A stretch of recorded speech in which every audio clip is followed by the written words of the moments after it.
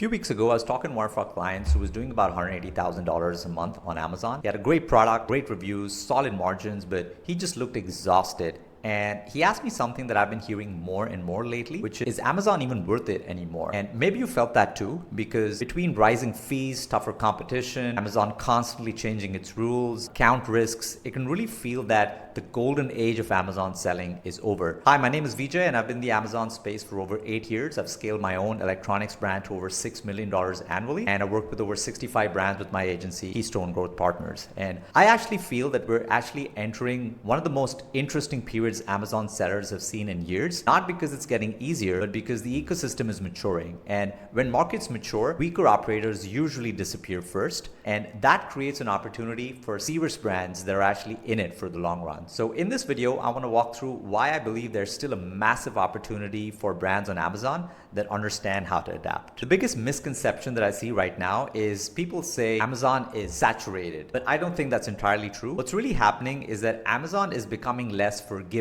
A few years ago, you could pretty much throw up any product on Amazon by sourcing it from China, run some sort of aggressive PPC, even if it meant burning money in the short term, maybe manipulate rankings a little bit inorganically, and still end up making some amount of money after 6 to 12 months. So that era, I believe, is completely gone. Amazon has become dramatically more sophisticated in terms of customer experience. They care more about supply chain legitimacy. They care more about brand trust, and they're absolutely stricter about enforcement than they usually used to be a few years ago. So, of course, some sellers are struggling, but in many cases, the old shortcuts that stopped working, and sellers who had actually resorted to those kind of practices to get to the level that they are today, those are the sellers that have gone away.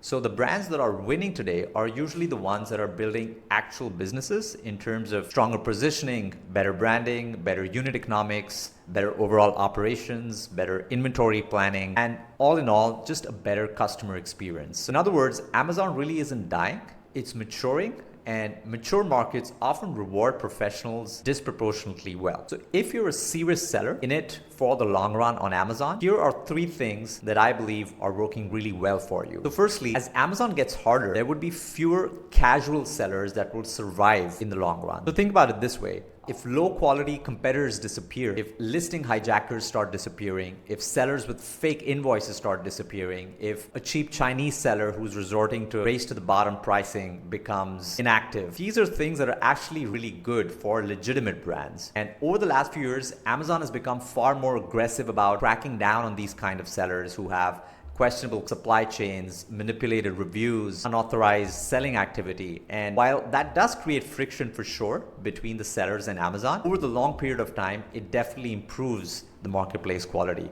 And for established brands, that's a huge positive. Number 2, I think consumer demand on Amazon is still massive. And I think people really underestimate how dominant Amazon still is in the consumer space. People are buying online more than ever, and customers want speed, they want trust, they want convenience, they want faster shipping. And Amazon is still the default destination for a huge percentage of purchases because it checks all of those boxes. The important shift really is happening on the consumer side, the way I see it, because consumers have become more selective. They expect better products, they expect better listings, better creatives, better branding, better delivery experiences, better post-purchase customer support. And that means that generic products with no differentiation are going to struggle much more. But brands that actually understand their customer will perform much better over time. And this is one reason why we spend so much time here at Keystone focusing not just on PPC, but on the entire growth ecosystem, which includes conversion rate optimization, creative strategy, listing positioning, SEO, inventory forecasting, because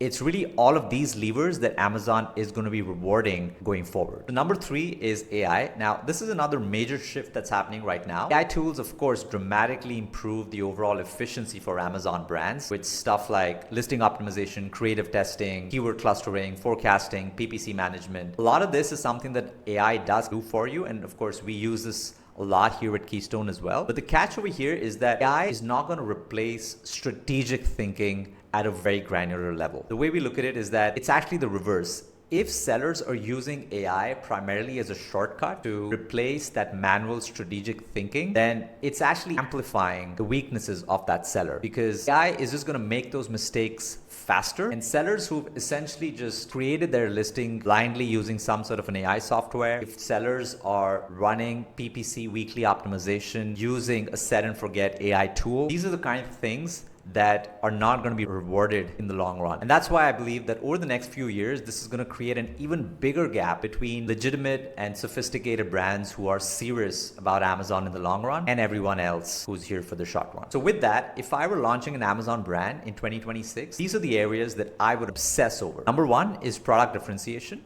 And over here, I just don't mean better quality. What I mean over here is an actual benefit to the customer, which they can seamlessly understand immediately in one or two creatives. Number two would be financial discipline. I'm really surprised over here that a lot of sellers that I talk to, even the ones that are doing over 100K, don't fully know their numbers.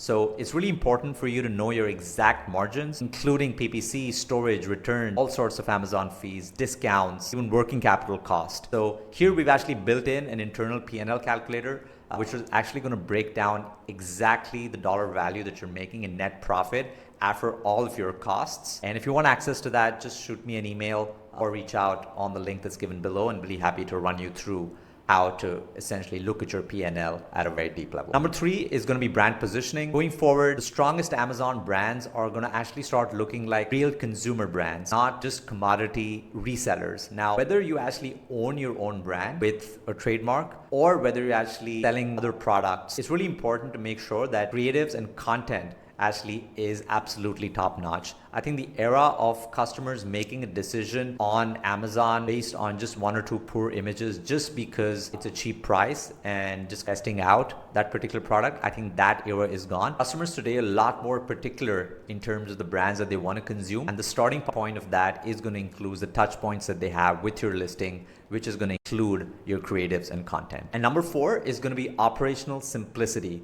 Most brands eventually do become overwhelmed because the complexity of the business could grow faster than the revenue. And we want to make sure that as a seller, what you're doing is actually building a legitimate business that doesn't really consume your entire life. At some point or the other, many founders that I've spoken to do realize that they actually don't want to operate this piece of the business forever. And that's completely normal, because as a seller, you want systems, you want operators and experienced teams helping you run the growth side of the business so you can actually focus on higher level decisions. And that's actually a huge reason why we built Keystone Partners the way we did, because we want our clients to actually behave like the CEO so they can focus on higher level decisions and work on the business instead of working inside the business. If you found this video helpful and you want more videos breaking down Amazon growth strategy, PPC, scaling systems, and what's actually working on Amazon right now, make sure you subscribe. And if you like another set of experienced eyes on your Amazon business, there's a strategy call link down in the description. Go ahead and book a call and we'll be happy to point you in the right direction. And I'll see you again in the next video.